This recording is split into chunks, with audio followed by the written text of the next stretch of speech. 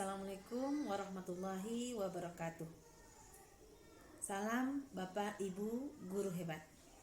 Perkenalkan, saya Sri Dewi Fitriani, peserta program calon guru penggerak Angkatan 7 Sumatera Barat, tepatnya kelas A7.04 Yuliarni.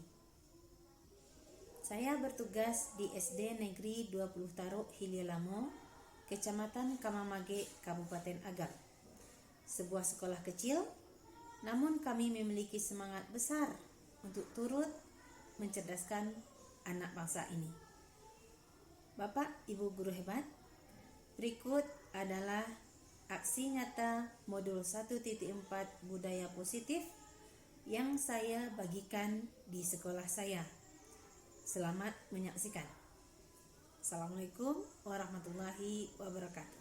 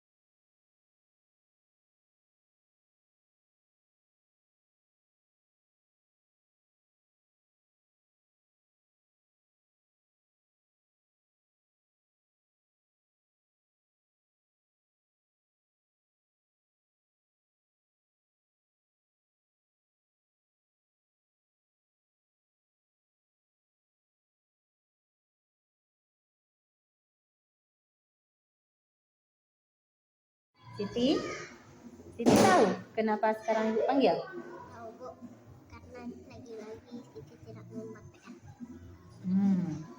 Berarti Siti tahu ya kesalahannya buat tidak membuat PR. Setiap manusia itu nak pasti melakukan kesalahan karena tidak ada manusia yang sempurna. Tapi namanya kesalahan harus kita perbaiki ya. Nah, apakah Ibu boleh tahu alasan mengapa Siti sampai tidak buat PR akhir-akhir ini? Ayah ingin mengikuti ibu bekerja. Jadi kamu sendirian di rumah sampai sore. Nah, sabar ya. Mungkin ini jalannya dulu supaya nanti kamu bisa mencapai cita-citamu. Jadi kelak kamu ingin jadi orang seperti apa? Siti mau menjadi dokter dan membanggakan ayah dan ibu. Bagus, itu sangat mulia.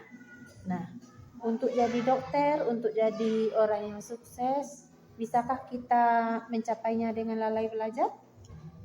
Harus bagaimana? Rajin belajar di rumah. Bagus, memang kita harus rajin. Nah, terkait masalah Siti sekarang yang sering tidak buat PR, apakah Siti punya ide bagaimana jalan keluarnya? Belajar di rumah tetangga. Ada tetangga yang bisa mengajari Siti? Nah, oke, bagus, itu jalan pertama. Apakah ada ide lain selain belajar di rumah tetangga? Tidak.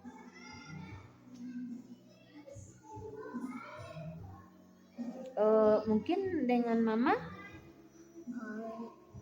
Dengan mama? Ya. Dikabarin aja lah sama WA. Ibu yang ngabarin lewat WA ke nomor mama. Nah, baik. Nah, Ibu harap hari ini kamu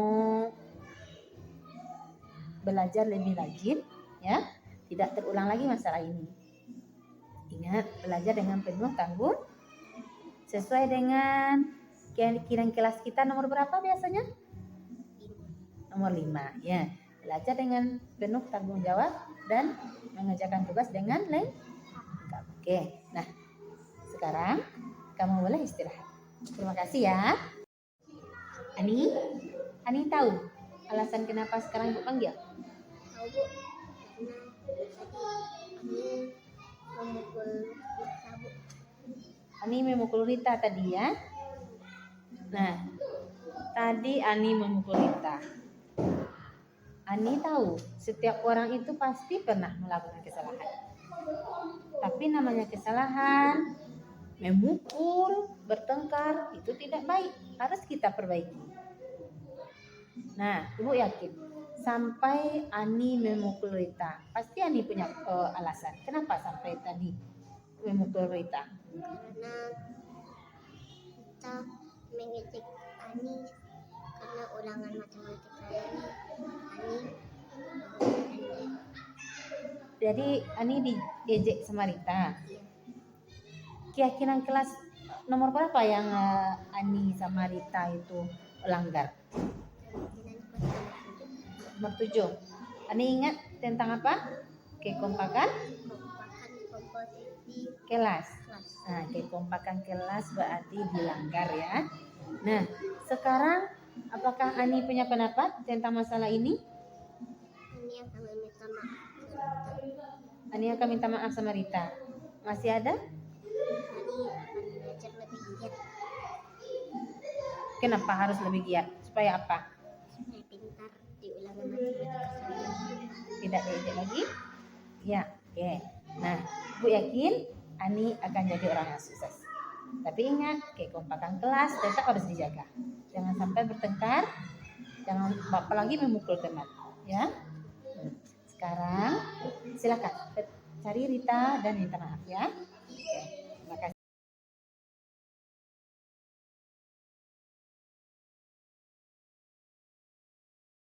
Assalamualaikum warahmatullahi wabarakatuh. Waalaikumsalam warahmatullahi wabarakatuh. Yang saya hormati Ibu Kepala Sekolah SD Negeri Dr. Taruh Kidilamo, Kecamatan Kamamage, Kabupaten Agam.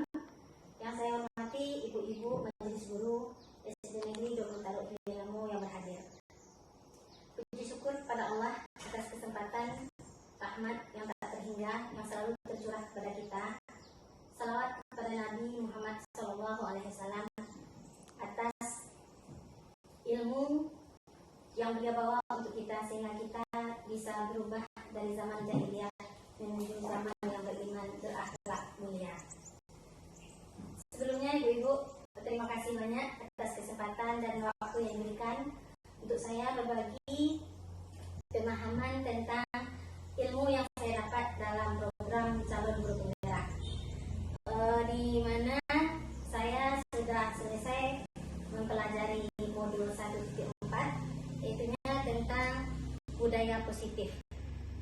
Sebagai pengimbasannya, kami sebagai calon guru penggerak diminta untuk berbagi pemahaman kepada guru-guru di sekolah masing-masing, kepada komunitas, yang mana budaya positif ini adalah harapan dari pemerintah kita untuk meningkatkan kedisiplinan secara internal dari dalam diri anak demi peningkatan mutu pendidikan nasional kita. Baiklah Ibu-ibu, kita mulai dengan apa itu tujuan budaya positif dan apa tujuannya. Mengapa harus diterapkan di sekolah? Di sini Ki Hajar Dewantara, Bapak Pendidikan kita, mengingatkan bahwa tujuan pendidikan adalah menuntun segala kodrat yang ada pada anak-anak agar mereka dapat mencapai keselamatan dan kebahagiaan yang setinggi-tingginya, baik sebagai manusia individu maupun sebagai anggota masyarakat. Jadi ternyata tujuan pendidikan yang sebenarnya adalah menuntun, bukan mengajar. Selain itu, tujuan membangun budaya positif di sekolah adalah menumbuhkan karakter. Adapun karakter yang diharapkan, yaitunya anak mampu menjadi manusia dan anggota masyarakat yang mampu mencapai keselamatan dan kebahagiaan seperti tujuan pendidikan nasional kita. Dan budaya positif ini yang hendaknya ditularkan di sekolah masing-masing bagi kami para calon guru penggerak. Selanjutnya, tujuan tersebut tercantum dalam profil pelajar Pancasila seperti yang telah kita laksanakan di kelas 1 dan kelas 4 yang terdiri dari 6 dimensi, yaitunya beriman, bertakwa kepada Tuhan Yang Maha Esa, dan berakhlak mulia, kreatif, gotong royong, berkebinekaan global, bernalar kritis, dan mandiri. Jadi ibu-ibu, kenapa ini menjadi tugas bagi kami membagikan di sekolah? Karena memang menumbuhkan karakter anak, kemudian mewujudkan pendidikan yang menuntun adalah tujuan pendidikan nasional kita. Jadi harus kami bagikan secepat mungkin di sekolah masing-masing. Selanjutnya, untuk mewujudkan budaya positif di sekolah, ternyata kita harus memahami 6 hal. Yang pertama, apa itu disiplin positif dan nilai-nilai kebajikan universal. Yang kedua, ada istilah teori motivasi, hukuman dan penghargaan, restitusi. Yang ketiga, keyakinan kelas. Keyakinan kelas ini biasanya sudah bisa kita terapkan di sekolah kita, meskipun mungkin nanti akan ada perbedaan sedikit, ibu-ibu. Yang keempat, kebutuhan dasar manusia dan dunia berkualitas. Yang kelima, restitusi yang terdiri dari 5 posisi kontrol bagi orang dewasa atau bagi ibu. Yang keenam, restitusi dalam segitiga restitusi, artinya nanti ini dipakai dalam menyelesaikan masalah seandainya ada siswa kita yang berbuat di luar karakter yang diharapkan. Selanjutnya, ibu-ibu yang saya hormati, kita masuk materi pertama, yaitunya tentang disiplin positif dan nilai-nilai kebajikan universal. Apa makna kata disiplin? Ternyata ibu-ibu, disiplin yang di Indonesia berbeda jauh dengan disiplin yang diakui di dunia. Disiplin berasal dari bahasa Latin disiplina yang artinya belajar. Makna asal dari kata ini berkonotasi dengan disiplin diri dari murid-murid Sokrates dan Plato di saat di zamannya. Disiplin diri membuat orang menggali potensinya menuju sebuah tujuan apa yang dia hargai. Nah, ini perbedaannya ibu-ibu. Namun dalam budaya kita, makna kata disiplin telah berubah menjadi sesuatu yang dilakukan seseorang pada orang lain untuk mendapatkan kepatuhan. Kecenderungan umum adalah menghubungkan kata disiplin dengan ketidaknyamanan, bukan dengan apa yang kita hargai atau pencapaian suatu tujuan mulia. Ini ternyata pergeseran arti kata disiplin di negara kita, yang harusnya awalnya berasal dari kata Latin belajar, menjadi upaya untuk membuat seseorang menjadi patuh. Selanjutnya ibu-ibu, perubahan paradigma dalam pendidikan diharapkan kita yang biasanya mengontrol, saya pribadi juga mengalami, terutama kelas 1, kita berkehendak anak mengikuti kita, anak mendengarkan kita. Ternyata itu hanyalah sebuah ilusi kontrol, istilah kita. Ternyata itu hanyalah sebuah ilusi kontrol, istilahnya. Ilusi artinya sebenarnya anak itu tidak benar-benar patuh, hanya sementara. Itulah yang disebut dengan ilusi. Apa yang selama ini terjadi? Yang pertama, ilusi guru mengontrol murid. Yang kedua, ilusi bahwa kritik dan membuat orang merasa bersalah dapat menguatkan karakter. Yang ketiga, ilusi bahwa semua penguatan positif efektif dan bermanfaat. Penguatan positif itu bisa berupa penghargaan ibu-ibu atau hadiah. Ternyata itu hanya sebuah ilusi. Nah, yang terakhir, ilusi bahwa orang dewasa memiliki hak untuk memaksa, terutama yang di bawahnya. Seperti kita dulu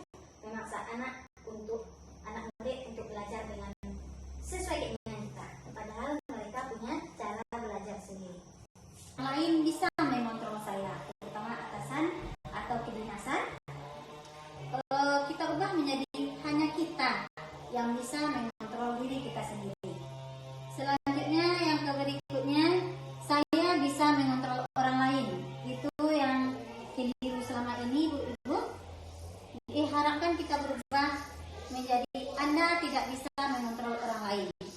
Berikutnya, pemaksaan ada pada saat rujukan gagal. Ternyata ini keliru, inilah ilusi tadi. Diharapkan kita berubah menjadi kolaborasi dan konsensus akan menciptakan pilihan-pilihan baru.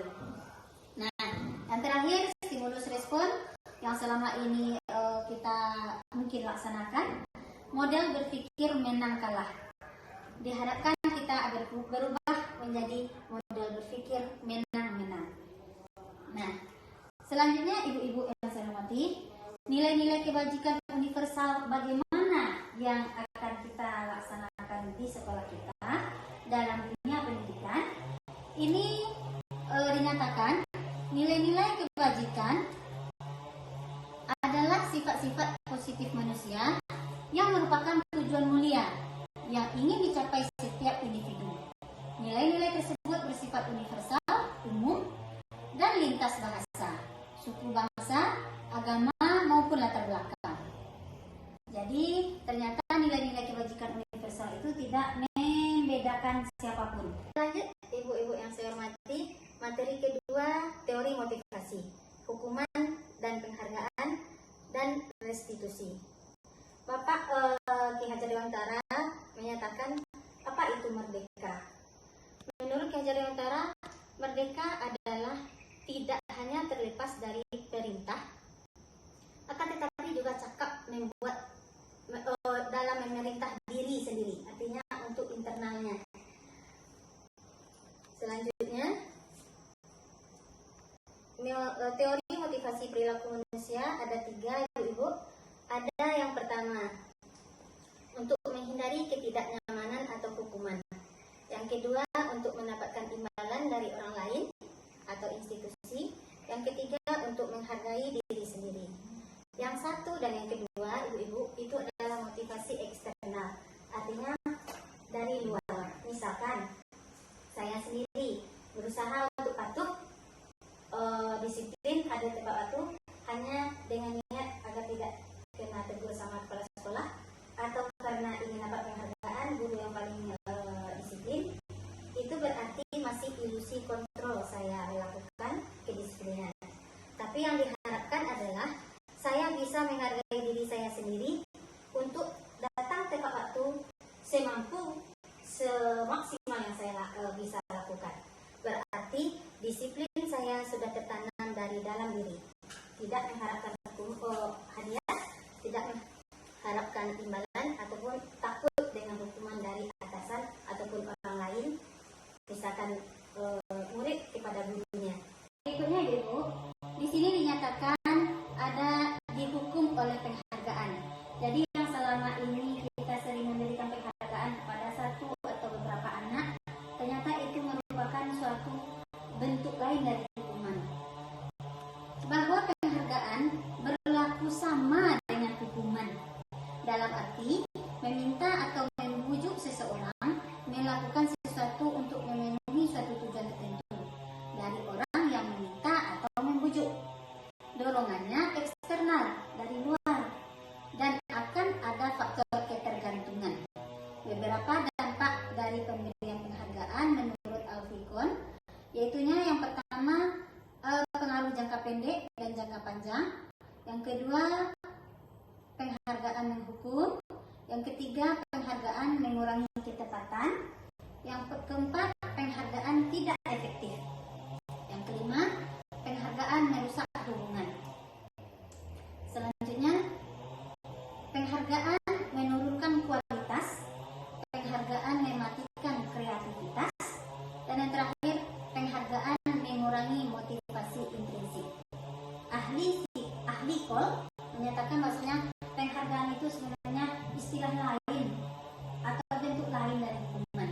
Jadi mau hukuman ataupun penghargaan itu sudah tidak relevan.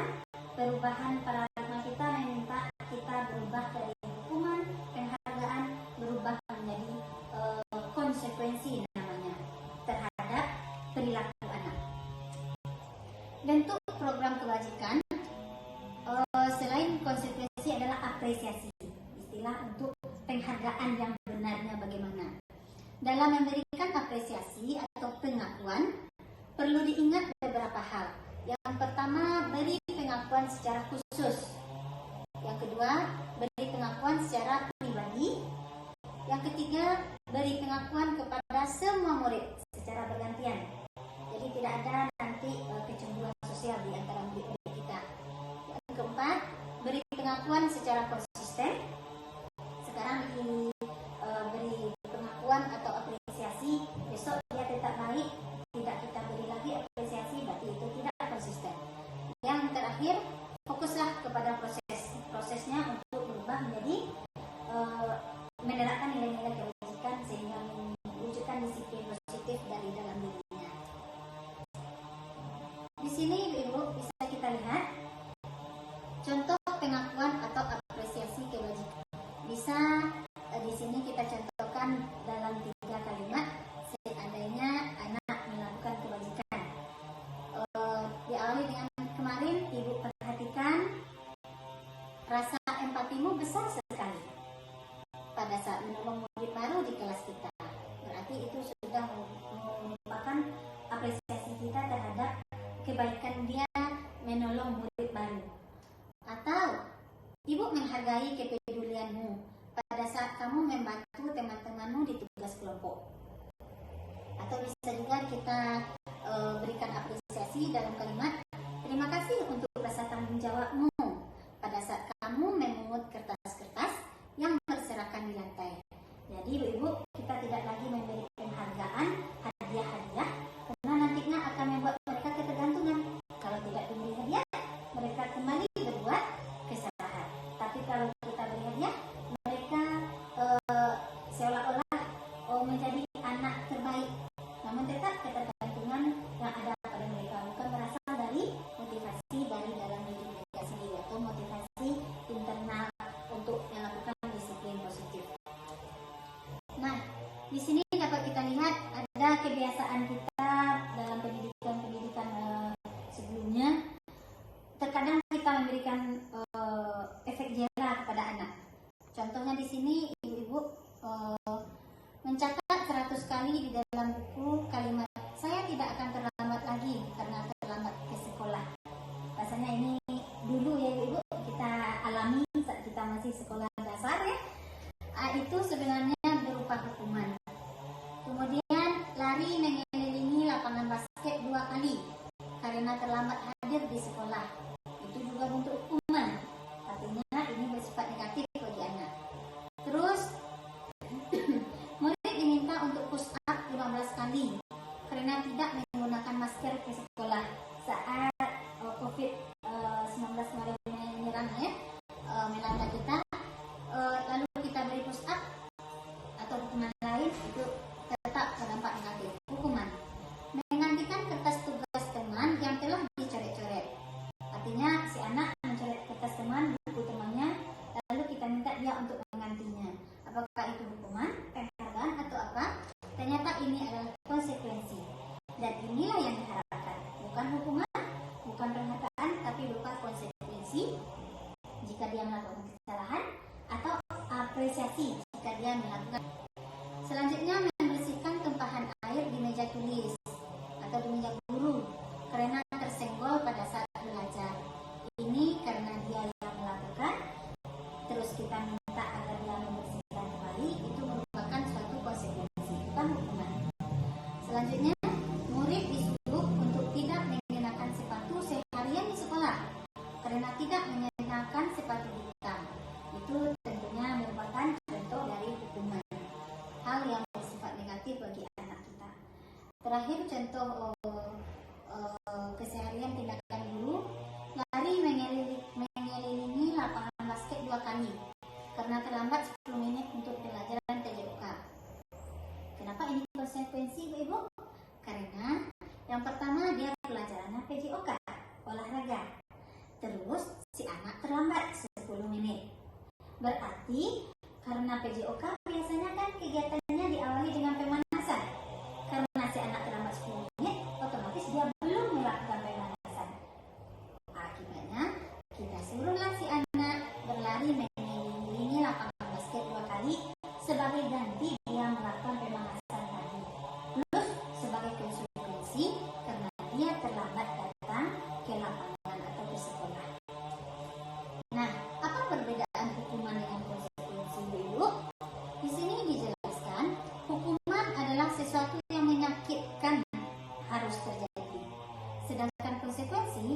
sesuatu yang harus terjadi, tidak menyakitkan hati.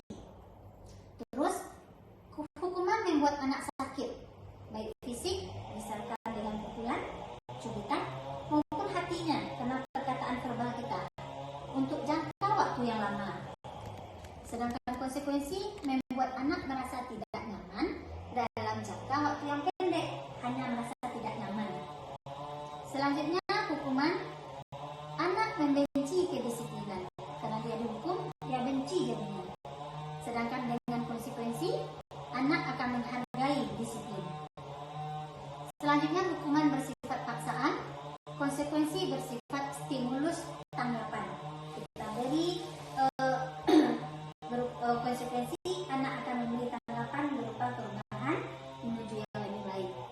Selanjutnya hukuman mendorong anak menyakiti diri sendiri. Sedangkan konsekuensi mendorong anak agar mudah menyesuaikan diri. Hukuman merupakan konsep diri yang buruk.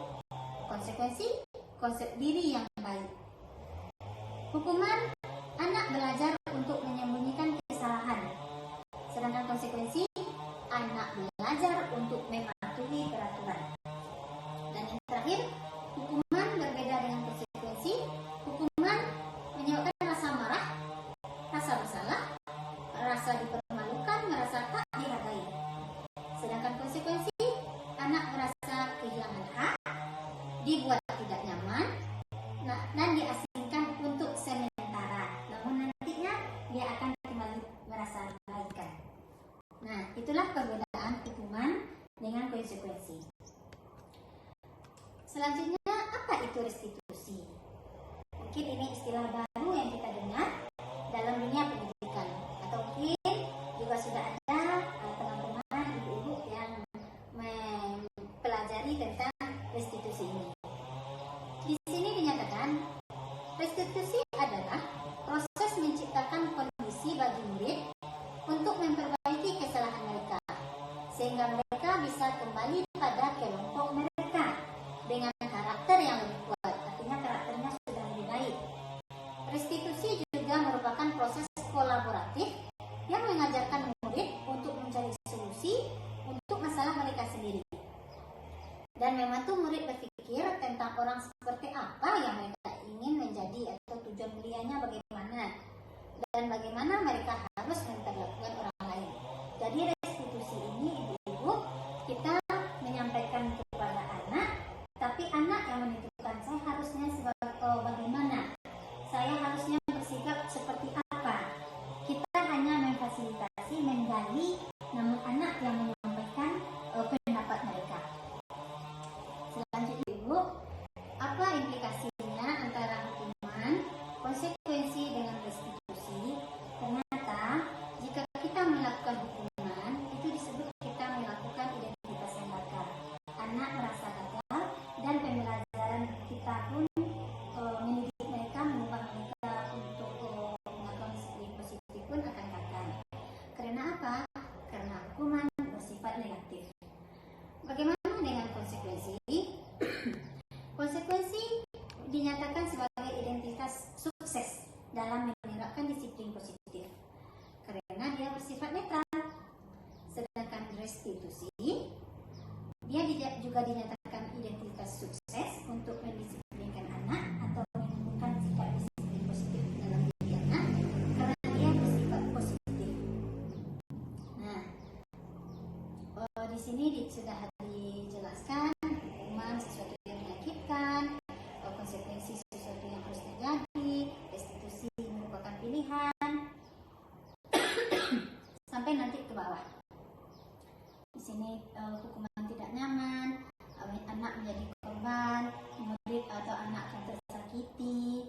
Selanjutnya timbul perilaku pasif dan agresif, sistem tidak akan berjalan bila murid tidak takut, berlaku hanya pada sebuah institusi, tidak berlanjut pada kehidupan nyata atau kontekstual di kehidupan mereka sehari-hari, tidak terwujud disiplin positif tersebut. Peraturannya adalah titik-titik, kamu harus titik-titik.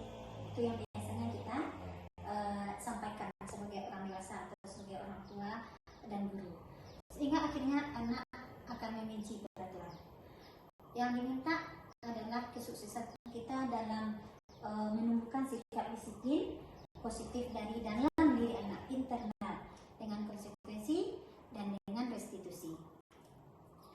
Nah, apa itu restitusi? Tadi sudah dijelaskan. Dan inilah ciri-cirinya ibu-ibu. 9 ciri-ciri restitusi. Yang pertama, bukan untuk menebus kesalahan, namun untuk belajar dari kesalahan. Yang kedua, restitusi memperbaiki hubungan. Yang ketiga, berupa tawaran, bukan paksaan. Berupa tawaran, bukan paksaan kepada anak. Yang keempat, restitusi menuntun untuk melihat ke dalam diri. Ininya anak seperti apa? Jadi anak melihat ke dalam diri mereka. Yang kelima, restitusi mencari kebutuhan dasar yang mendasari tindakan. Apa penyebab anak melakukan kekeliruan tersebut? Apa penyebab si anak melakukan suatu kesalahan?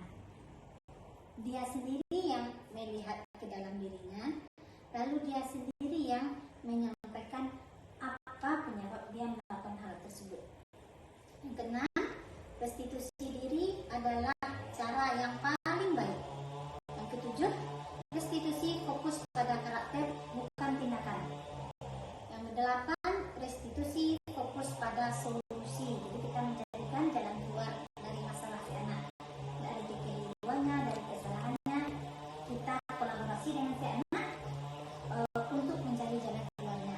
Dan yang terakhir, restitusi mengembalikan murid yang berbuat salah pada kelompoknya.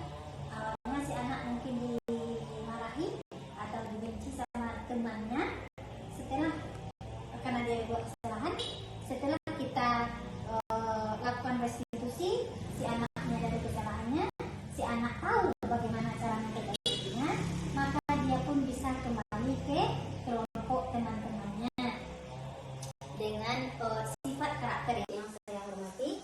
Kita lanjut materi ketiga, yaitu keyakinan kelas. Seperti yang sudah saya singgung tadi, sudah beberapa tahun terakhir kita membuat keyakinan kelas di sekolah, di kelas masing-masing. Namun ternyata ibu, hasil dari pelatihan yang saya terima di program calon guru penggerak, masih terdapat kekeliruan kita dalam merumuskan keyakinan kelas, yang akhirnya berujung pada ketidakpatuhan dari murid tadi. Di sini ada pertanyaan, mengapa tidak peraturan saja, peraturan kelas? Mengapa harus keyakinan kelas? Peraturan bersifat motivasi ekstrinsik, masih dari luar menyuruh seseorang atau menyuruh anak murid, sehingga anak akan takut akan hukuman atau dia hanya menginginkan penghargaan dari gurunya. Sedangkan keyakinan kelas bersifat motivasi intrinsik, dari dalam dirinya dia ingin berdisiplin karena ingin menghargai diri sendiri. Saat anak sudah memiliki kesadaran untuk rajin belajar karena merasa membutuhkan ilmu dan berakhlak mulia karena ingin mendapat ridho Allah, bukan karena takut dihukum guru atau karena ingin mendapatkan penghargaan dari orang lain, saat itulah dikatakan bahwa anak telah memiliki keyakinan dan motivasi intrinsik serta disiplin positif. Jadi dia datangnya dari diri sendiri, ibu. Tidak lagi takut akan hukum, tidak pula untuk mendapatkan penghargaan dari gurunya. Apa kaitannya nanti dengan peraturan kelas? Di sini ada diagram, ibu. Bahwasanya seperti halnya mendidik anak dimulai dari lingkup yang terkecil. Kalau di rumah tentunya keluarga. Kalau di sekolah tentunya kelas. Dengan adanya peraturan kelas, nanti diharapkan aturan-aturan kelas itu bisa diambil secara general, secara umumnya menjadi keyakinan kelas. Keyakinan kelas nanti setelah anak berdisiplin melaksanakannya dengan motivasi internal, terciptalah lingkungan positif di sekolah. Dari lingkungan positif yang tercipta akan terwujudlah budaya positif di sekolah. Jadi berawal dari peraturan kelas, lalu diambil keyakinan kelas, selanjutnya akan tercipta lingkungan positif di sekolah, dan akhirnya akan terwujudlah budaya positif. Demikian ibu-ibu kaitannya. Ibu-ibu, apa itu perbedaan peraturan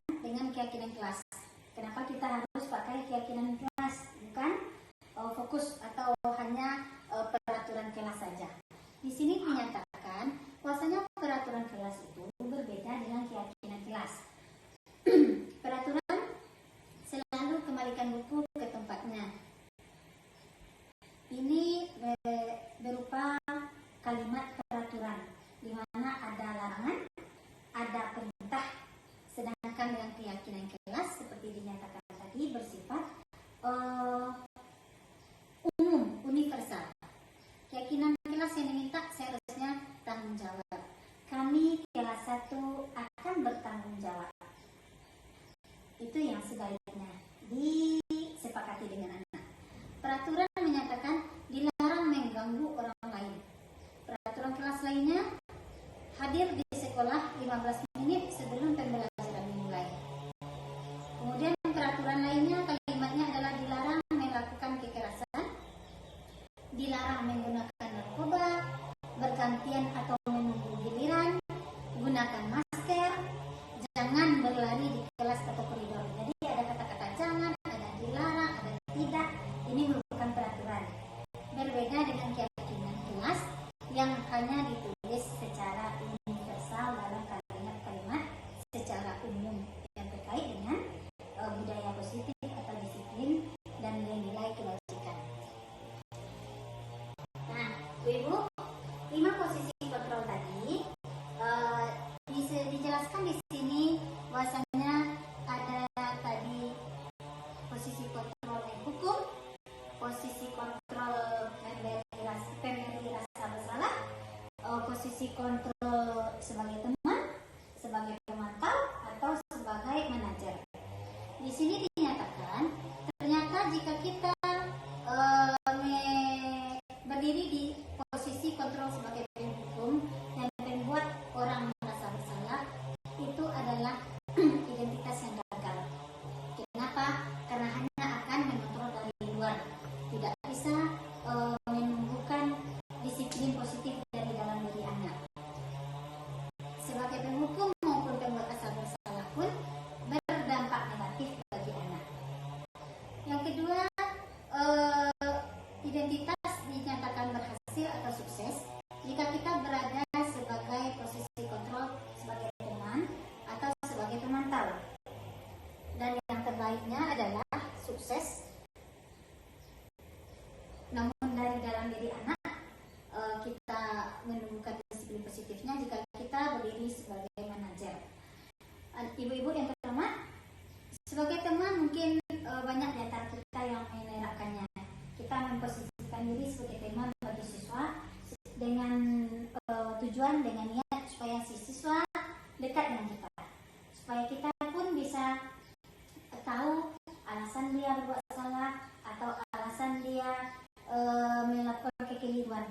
Namun ternyata ibu-ibu, meskipun kita sudah berupaya untuk berdiri sebagai teman bagi si anak, ternyata tetap ada dampak negatifnya bagi si anak. Begitupun sebagai pemantau, ada dampak negatifnya.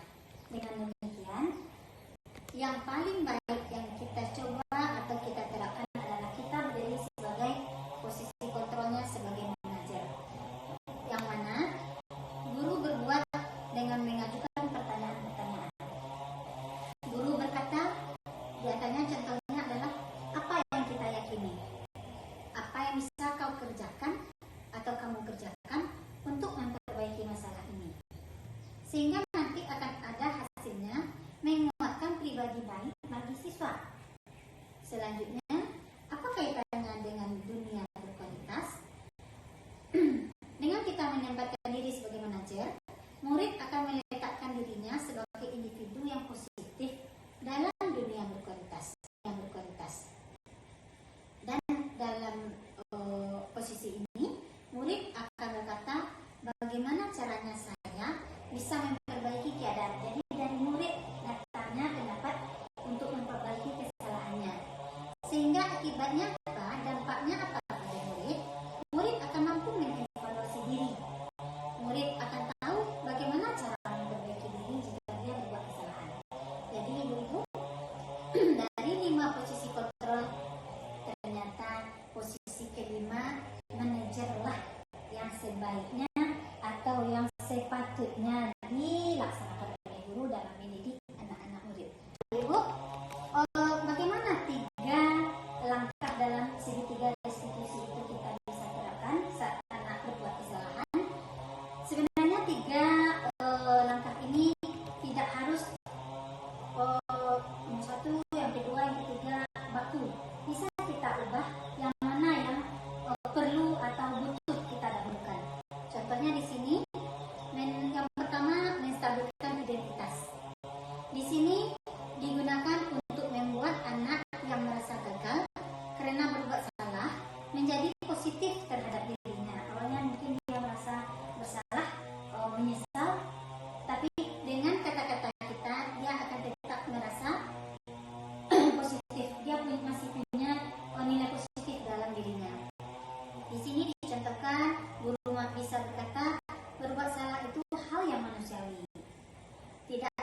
manusia yang sempurna, Nak. Bapak Ibu guru juga berbuat kesalahan, atau kita pasti bisa menyelesaikan permasalahan ini. Selanjutnya kita juga bisa katakan kepada anak, Bapak Ibu guru tidak tertarik untuk mencari tahu siapa yang benar atau siapa yang salah. Bapak Ibu lebih tertarik untuk menyelesaikan masalah ini. Atau kita sebagai guru juga bisa menyatakan, kalau kamu menyalahkan dirimu sendiri terus menerus, apakah kamu bersikap baik pada dirimu sendiri? Nah, Ibu, jika kita menyatakan seperti ini disebut pada fase menstabilkan identitas. Di sini anak tidak akan merasa bersalah berkelanjutan, anak tidak akan merasa rendah diri, tapi dia akan mampu menjadi positif dari dalam dirinya dengan, oh ternyata semua orang bisa berbuat kesalahan, namun inilah yang harus kita perbaiki agar tidak terulang lagi. Selanjutnya Ibu-Ibu, pada tahap validasi kebutuhan. Di sini kita sebagai guru akan membantu murid untuk mengenali basic atau kebutuhan dasarnya yang akan atau ingin mereka penuhi ketika melakukan kesalahan itu. Pada dasarnya, setiap tindakan manusia tujuannya adalah memenuhi basic needs atau kebutuhan dasar manusia yang tadi sudah kita jelaskan. Guru bisa berkata di sini untuk melaksanakan validasi kebutuhannya. Yang pertama, kamu bisa saja kan melakukan hal yang lebih buruk, tapi kamu tidak melakukannya kan? Yang kedua, mungkin kita sampaikan, kamu pasti punya alasan mengapa melakukannya. Apa yang penting bagi kamu? Atau kamu boleh tetap berusaha menjaga sikap itu, tapi tambahkan sikap yang lain, yang baru. Bisa juga kita katakan, maukah kamu belajar cara lain untuk mendapat yang kamu butuhkan tanpa harus memukul jika anak ada terjadi perkelahian? Atau apakah kamu bisa melakukan dengan lebih baik besok lagi? Nah, itu contoh kalimat-kalimat yang kita ucapkan untuk melakukan validasi kebutuhan. Dan yang terakhir Ibu-Ibu, atau apakah kamu bisa melakukan dengan lebih baik besok lagi? Nah, itu contoh kalimat-kalimat yang kita ucapkan untuk melakukan validasi kebutuhan. Dan yang terakhir Ibu-Ibu, ini kita menanyakan keyakinan. Menanyakan keyakinan ini adalah tahap terakhir dari segitiga restitusi. Anak melihat kesalahannya dihubungkan dengan norma sosial dan nilai-nilai yang mendasari manusia berinteraksi dengan orang lain.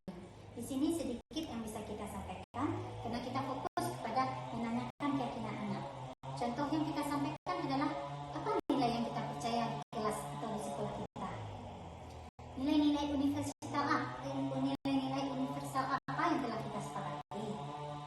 Kamu ingin jadi anak seperti apa? Atau kita juga bisa katakan, apa yang kamu rasakan? Ketika kamu melakukan itu, kamu menjadi orang yang seperti apa? Nah, Ibu, jika sudah kita lakukan segitiga restitusi tadi, barulah terakhir kita lakukan intervensi. Baru kita masuki nasihat atau jalan keluar tambahan selama 30 detik saja, tidak panjang-panjang, supaya si anak tidak merasa terbebani, tidak merasa jengkel karena terlalu panjang dinasihati. Nah, itulah Ibu-Ibu tentang materi budaya positif yang kami pelajari di program calon guru pembina. Terima kasih, semoga bermanfaat. Namun seandainya masih ada pertanyaan dari Ibu-Ibu, kami persilahkan.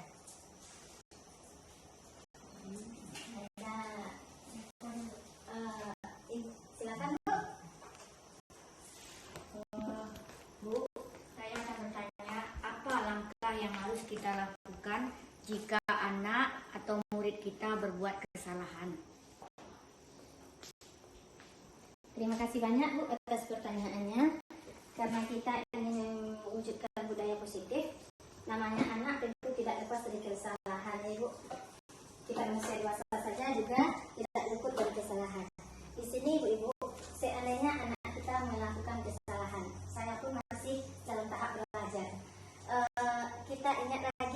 6 teori tadi. Kita sudah bersama-sama kepala sekolah sudah menentukan visi sekolah. Kita inginnya anak kita seperti apa di sekolah SD Putar Udilamu. Dari visi ini artinya kita sudah menentukan nilai-nilai kebajikan apa yang ingin anak kita dapatkan. Dari nilai-nilai kebajikan itu, kita saat menghadapi anak bermasalah, yang pertama Ibu, kita buat dulu keyakinan kelas. Seperti yang telah dijelaskan tadi. Keyakinan kelas ini Ibu sebenarnya secara umum yang diharapkan oleh anak, bukan sangat berbeda dengan peraturan kelas.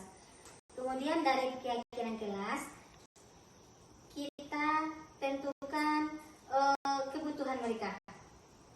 Contoh, si anak bertengkar. Nanti kita kembalikan mereka menuju karakter yang baik dengan cara menanyakan kepada mereka, menurutmu keyakinan kelas nomor berapa yang kamu langgar? Itu sudah masuk segitiga restitusi. Artinya kita kaitkan dengan keyakinan kelas. Selanjutnya kita pahami si anak ini biasanya kebutuhan dasarnya yang tidak terpenuhi atau yang belum terpenuhi apa. Dari sana kita bisa memposisikan diri sebagai apa dalam menyelesaikan masalah. Seperti yang dijelaskan tadi, posisi yang terbaik dalam mengontrol perilaku anak adalah posisi sebagai manajer. Terus setelah kita memposisikan diri sebagai manajer, barulah kita lanjutkan penyelesaian masalah tadi dengan segitiga restitusi tadi. Begitu seterusnya Ibu, meskipun kita sadar tidak mungkin langsung berubah anak. Angsur-angsur setiap hari, setiap saat mereka melakukan kesalahan, insya Allah berangsur-angsur butuh waktu mereka akan mampu menjadi siswa yang berkarakter sesuai dengan visi misi sekolah kita. Demikian Ibu. Masih ada pertanyaan Bu? Iya Bu, silakan Bu. Dengan penjelasan tadi tentang keyakinan kelas, saya ingin menanyakan bagaimana cara merumuskan keyakinan kelas yang benar.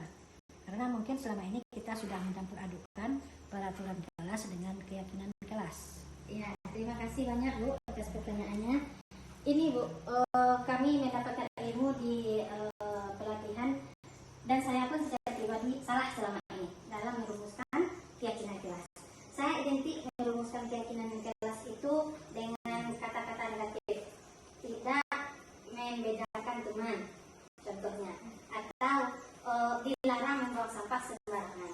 Ternyata itu bukanlah keyakinan kelas yang baik. Di sini Ibu, kami dapat ilmu waktu itu perbedaan keyakinan kelas dengan peraturan kelas. Ada dua contoh di sini. Yang pertama berwarna hijau, yang kedua yang berwarna putih. Ternyata yang berwarna putih inilah yang merupakan keyakinan kelas. Kesepakatan kelas atau keyakinan kelas bisa namanya dua ya Ibu. Contoh keyakinan kelas yang benar, kalimatnya adalah kami guru dan murid yang saling menyayangi. Jadi hanya secara umum dan kalimatnya pun positif. Kami murid yang semangat belajar. Kalimat positif hanya secara umum. Kami murid yang peduli dengan teman-teman. Nah, inilah Ibu-ibu dibandingkan dengan peraturan kelas, datang tepat waktu, mengucapkan salam. Ini sudah sangat rinci, mengucapkan salam. Datang tepat waktu. Jadi ini sebenarnya bukan kesepakatan kelas atau keyakinan kelas, namun lebih ke peraturan kelas. Menjaga kebersihan sekolah. Masih fokus kepada kebersihan. Ada rincinya di sana. Peraturan. Berdoa sebelum dan sesudah kegiatan. Masih peraturan, karena rinci. Aktif dalam pembelajaran. Tertib. Nah, seperti Ibu tadi pelajaran. Tertib. Nah, seperti Ibu tadi ditanyakan, bagaimana cara merumuskan keyakinan kelas? Ini ternyata Ibu ada 7 cara merumuskan keyakinan kelas. Yang pertama, beri kesempatan untuk siswa bercurah pendapat tentang hal baik yang perlu disepakati. Sediakan waktu. Yang kedua, catat semua masukan dan ide murid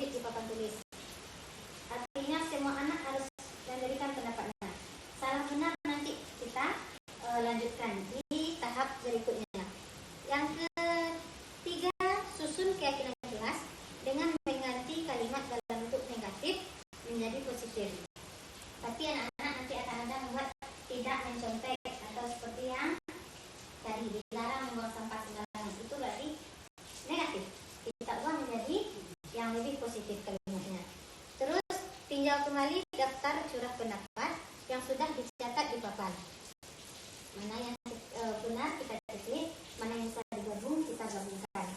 Terus tinjau ulang keyakinan kelas secara bersama-sama. Sebaiknya hanya sekitar 3-7 prinsip atau keyakinan kelas saja. Nomor 6, setelah dibuat, semua warga kelas meninjau ulang dan menandatanganinya, termasuk guru dan seluruh siswa. Dan yang terakhir, keyakinan kelas ditempel di dinding kelas yang mudah dilihat. Jadi, dengan adanya keyakinan kelas, dirumuskan bersama, kalimatnya dari murid, terus setiap masalah dikaitkan dengan keyakinan kelas, diharapkan secara berangsur anak kembali menuju kedisiplinan positif dari dalam dirinya. Mungkin Bu. Nanti ada pertanyaan Ibu? Tidak Bu? Terima kasih banyak Bu atas waktu dan kesempatan yang diberikan. Semoga ilmu ini bermanfaat untuk saya pribadi dan untuk sekolah kita juga. Dari kekurang, saya mohon maaf. Saya sudahi dengan Assalamualaikum warahmatullahi wabarakatuh.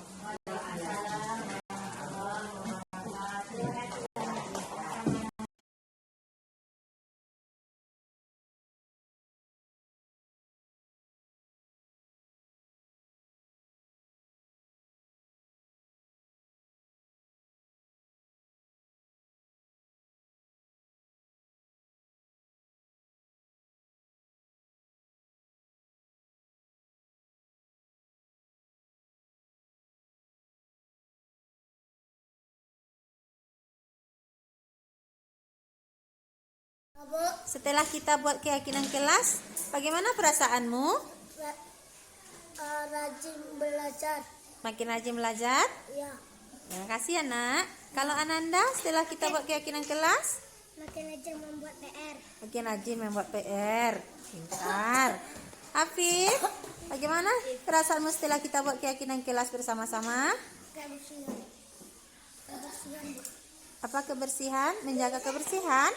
Iya. Kalau Aziz, Saya rajin membaca. makin rajin membaca. Baik, makasih ya.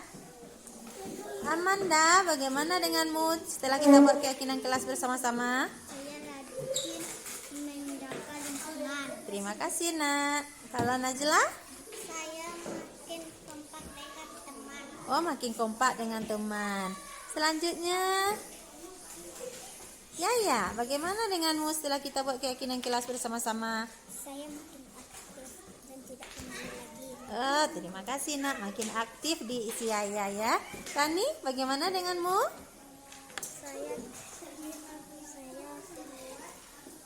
Apa yang kamu rasakan setelah kita buat keyakinan kelas? Makin bagaimana perubahanmu? saya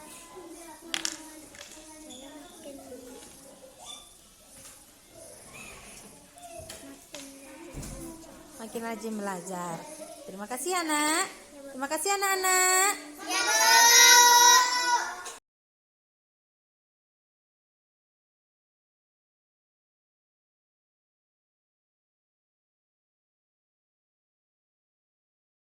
Bagaimana perasaanmu nak? Jika ada masalah, lalu ibu selesaikan dengan cara seperti tadi. Saya Faiz merasa dihargai. Merasa dihargai? Ya Bu, Tidak sakit hati? enggak Bu. Terima kasih ya nak atas tanggapannya. Ya Bu.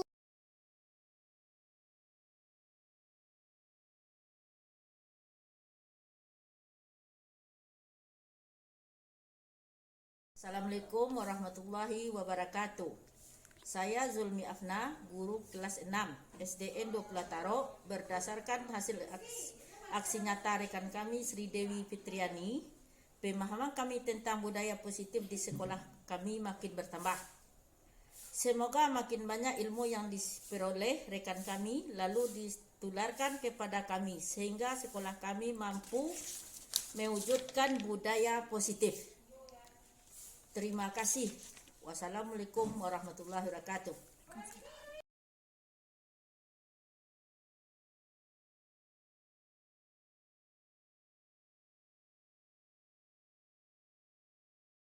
Assalamualaikum warahmatullahi wabarakatuh.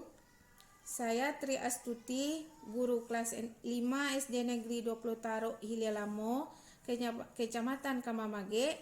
Berdasarkan aksi nyata rekan kami, Sri Dewi Fitriani, pemahaman kami tentang budaya positif di sekolah makin bertambah, terutama tentang pentingnya peran keyakinan kelas, memahami kebutuhan dasar manusia, dan menyelesaikan masalah dengan segitiga restitusi.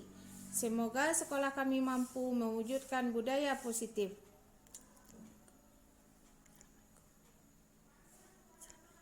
Assalamualaikum warahmatullahi wabarakatuh.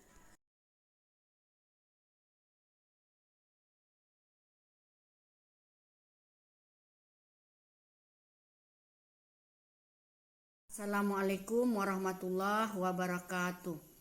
Saya Ita Amelia SAG, Guru Pendidikan Agama Islam dan Budi Pekerti, SD Negeri 20 Tarok Hilelamo, Kecamatan Kamangmage, Kabupaten Agam. Berdasarkan aksi berbagi pemahaman tentang budaya positif dari rekan kami Sri Dewi Fitriani SPD, kami makin memahami bahwa posisi kontrol sebagai manajer menjadi posisi terbaik bagi kita sebagai guru maupun orang tua. Selain itu, kita harus memahami kebutuhan dasar murid agar bisa menyelesaikan masalah yang terjadi di sekolah. Semoga sekolah kami bisa menerapkan budaya positif dan menghasilkan generasi yang berakhlak mulia. Terima kasih. Assalamualaikum warahmatullahi wabarakatuh. Assalamualaikum